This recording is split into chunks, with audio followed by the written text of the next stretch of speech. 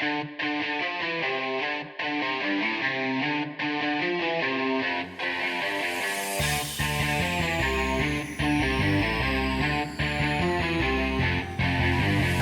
to the Iron Will podcast, where we talk about overcoming adversity and challenges, creating the life we truly want, and how we use iron therapy to improve our mind and body. No matter what life throws at us, we need to develop an iron will to push through whatever stands in the way to becoming the very best version of ourselves. It's never too late, but now is the time for action. Hey guys, welcome to episode 205 of the Iron Will podcast. 5 years sober. So guys, this podcast, I've been informed, is hitting the airwaves November 5th. But back on October 3rd, I celebrated 5 years of sobriety. And it's something that, I'm since my first year, I basically came out, if you will, about, my alcoholism. And I've tried to be pretty upfront about it for a few reasons. One is that I don't want it to be something that I'm ashamed of. But number two, I also want to put it out there so that I can also, show people that I firmly believe if I can do it, I can do anything, anybody can do anything. And sometimes we just need to lead by example, and we can help someone else in their journey, in their quest. And that's, over the years, I've had many people reach out with questions, concerns, wondering if they are, or how to get started, or what to do. And again, sometimes just being able to have a conversation with someone who's not going to judge you has been one of the most valuable things I've gotten out of the AA program. One of the big things for me is we talked about, about 3 months ago, having closed my gym, changed the business format of things, breaking some cycles. At the same time, I was approaching my 5th year of sobriety. And 5 years is a big milestone. I've heard, stats where after 5 years, the odds of me slipping are, a lot less going forward now than they were. I don't know about odds. That's great for baseball and shit like that and stats. But at the end of the day, it is a big milestone. It's the kind of point now where I can have a hard time even remembering drinking. So I think that's kind of cool. At the end of the day, it's also forced me to deal with some things. There's still some things I haven't quite dealt with yet, and I will, because at the end of the day, it is a journey. There's a lot of things to work through. But going through that closing of the business and having to deal with that, one of the things that really helped me, kept me going, is knowing at the same time I had this 5-year anniversary coming up, this 5-year date, this big milestone for myself. And it gave me strength on the days where I was not strong, where I had to have a tough conversation. I had to make that decision. Or, the 18 hours a day of moving and storing and selling the equipment, having people come in and just, basically take my things. Right? That was hard. It was hard to see a dream end. And I said this, I was talking to someone the other day, and I don't know if I mentioned this on a podcast earlier, but I think subconsciously I knew this decision with the business had to happen for quite some time. I just wasn't ready to do it. I was stuck in that cycle for whatever reason. But I think subconsciously that's what caused me last year, December, to start looking at getting in better shape, going from 397 pounds down to 301 and still working on it. Subconsciously, I knew I had to get stronger. I had to put myself in a better position because I had some shit to deal with. I had some big things I had to take care of. And I'll tell you, having gone through the stress of making that decision ultimately, and then pulling the trigger and taking action, truly the hardest part. We often know what to do in a situation. It's just taking that step to actually do it is the hardest part of it all. Because up until that moment, we're surrounded with fear and stress and tired and weakness. It's all over us like a big, heavy, lead-filled blanket trying to stop us from reaching that button, the press, to make the change.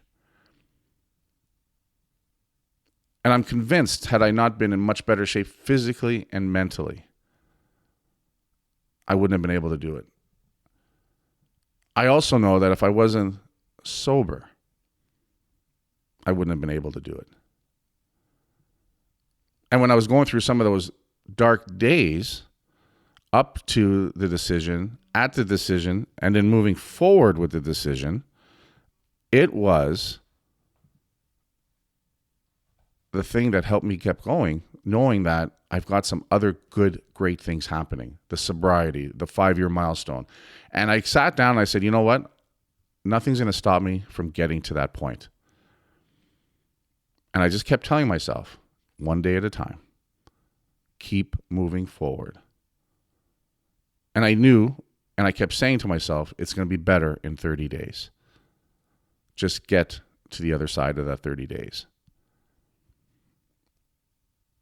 And now that I'm at a point where 90 days past that big decision, moving forward with the Iron Hoss Gear brand, doing a lot of great things, rebuilding, digging myself out of a hole, I've had more time to reflect on 5 years of sobriety and how it's changed me and changed the lives of the people around me.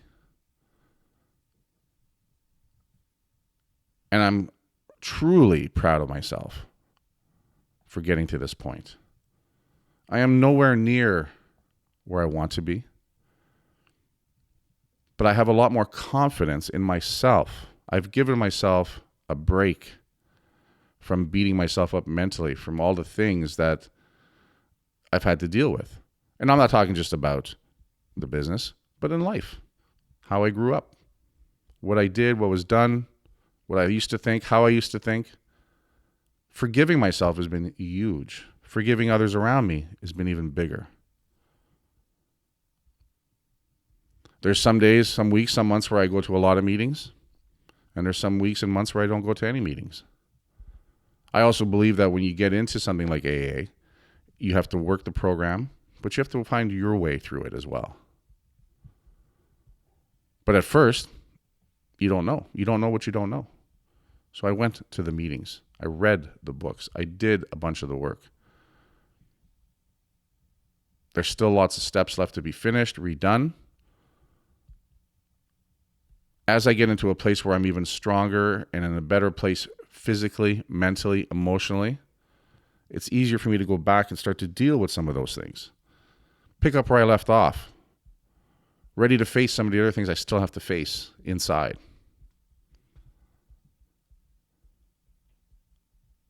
So a lot of people, when I posted just recently about my 5 years, a lot of feedback, a lot of congrats. And that's good. And that's nice to hear. And it makes you feel a little, a little rosy inside for sure. But I also believe, like we were talking about earlier on Facebook, people tend to only post the good things. I think it's far more empowering to post just the real things. One thing I know about myself is I want to help others. And that allows me to focus on being a better version of myself so that I can help others. So I walk the walk more and talk the talk at the same time. I want to close the gap between who I am and who I want to be. I use things like social media as a social contract. I put it out there. This is what I'm doing. This is where I'm at. So it gives me a little more accountability. I said it before many times. This podcast has helped me tremendously because it's given me a chance just to say what's on the inside. And when I get feedback where people resonate with what I'm saying and they appreciate what I'm saying and they tell me their stories, it helps me as much as it helps them. And I do these things to keep me moving forward. Luke and I were talking. It had been like a 3-month gap since we were doing the podcast, and it was weird. And probably a month before we started, I was, thinking about it's time to get fired up again. But I found it difficult. I'm like, I just, I'm out of the groove, and how do I do it, and that kind of thing. And again, that's natural. Poor Luke, I canceled on him a few times. Made excuses about my dog. I don't have a dog. Luke knows I don't have a dog, but he knew what I was doing. But at the end of the day, I just said, that's it. It's time. I'm in a better place. I was ready, but I also knew that I needed it. I had a lot of people reaching out, asking me about the podcast. That's one of the reasons why we changed it from the Silverback to the Iron Will podcast, because we got feedback from a lot of women who were following it and listening to it and stuff. So it was time to change the message a little bit. And I also realized that the messaging that I was putting out with the Silverback wasn't gender specific. It's something that both genders were listening to and hearing and getting positivity from. You know, if I look back on what I've been able to accomplish, even the failures, I've been better being sober, if that makes any sense. One of the things that scared me the most when I decided it was time to become sober, when I decided it was time to walk into my first AA meeting, one of my biggest fears was knowing that taking this step was going to make me have to deal with some things I had not dealt with. And I was afraid of that. I wasn't afraid of not drinking. I was afraid of not being able to hide behind the drinking. But there comes a time when you realize you just have to turn around and walk into the problems you have. You need to step into the issues you're dealing with. You need to take a punch right on the fucking face and a kick in the balls. But that's the only way you're going to be able to deal with some of this stuff. And nothing is ever as scary as we think it is. But sometimes it's pretty fucking scary, nonetheless. It's like I have a second voice going on in the back of my head as I'm dealing with things, and I'm trying to come up with solutions and answers and shore up against my fears and insecurities, because we all have them. There's that voice that's saying, just do this. Just take that step. Just face it.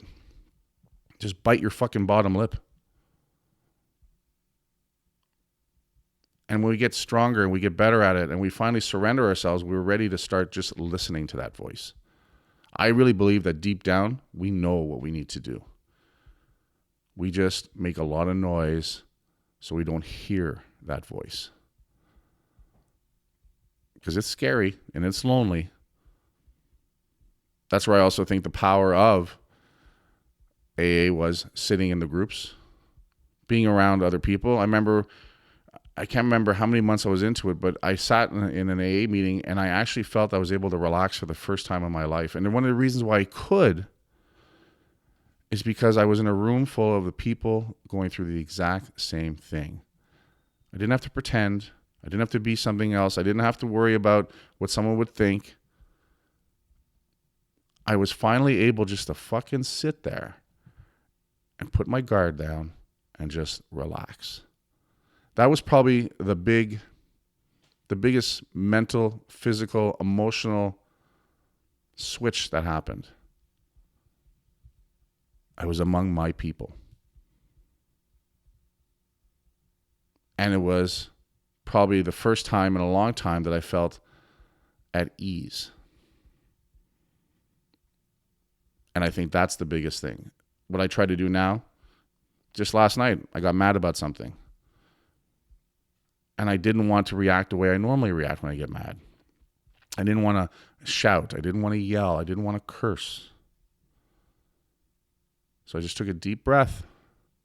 I got up and I went to the gym and I did some cardio. Not something I would normally do, but I wanted to handle it differently. And that's my thing now, is I want to focus on doing things in a better manner. Not react, not lose my temper. Everyone knows me as a guy who likes to joke around, is a funny guy and stuff like that. But one of the reasons why I developed that over the years is because inside, I'm full of fucking rage. It's great for training, not for much else. And for the longest time, I always felt that rage was just below the surface. I would walk around on fucking eggshells around myself. 5 years of being sober now, I've learned that that's not the way I want to be, because that shit will eat you up. But that rage hasn't gone away. It's dissipating. It's still there. I'm trying to learn on when to call on it when I need it. But then when I have to deal with it because of a situation, that I deal with it more effectively. that I walk away from a situation that can just sometimes be solved by walking away. It can be made worse by getting angry. Because when I have that rage just under the surface, that's something that's been building up for years. And the problem with that is that when you let it out, 9 times out of 10, it's 10 times worse than it should be. And you're getting much angrier about a situation than that situation warrants. But when it's pent up, it's just looking for a way to get out. So for me, that physicality helps. Training 1 to 2 times a day. But stopping myself when I feel it building up and just breathe and recognize that I'm feeling that. Not shove it down again, but sit there and say, okay, Kurt, you're getting angry. Why are you getting angry? Is this the situation that you're really angry about? Sometimes it is. Sometimes it's okay to be pissed at the situation you're pissed about, but just how angry to be is the thing that I work on. That's what 5 years of sober has given me, is a chance to recognize it and to learn to deal with it and find ways to deal with it more effectively. Overall, I'm a lot calmer underneath than I used to be. But that fucking rage is always going to be there. Always. But being sober long enough, I've had enough life sober that I realize I do not want to lose that. I do not want to lose all that progress I made. I do not want to revert to an older version of myself. So again, it gives me more power and momentum to keep moving forward, to keep doing the things that need to get done. And understand it's not going to be perfect. There's going to be stumbles. But as long as it's still 2 steps forward and 1 step back, it's going to happen. I'm really excited what the next 5 years are going to bring. Because it's not just 5 years, but it's twice as long sober. It's 100% more sober, time being sober. I think that's all I'm going to say on that for now, guys. Head on over to ironhorsegear.com. Use the code IRONWILL to save 20% off your 5-year sober hoodie. And as always, guys and girls, work hard, motherfuckers. And I'll talk to you guys later.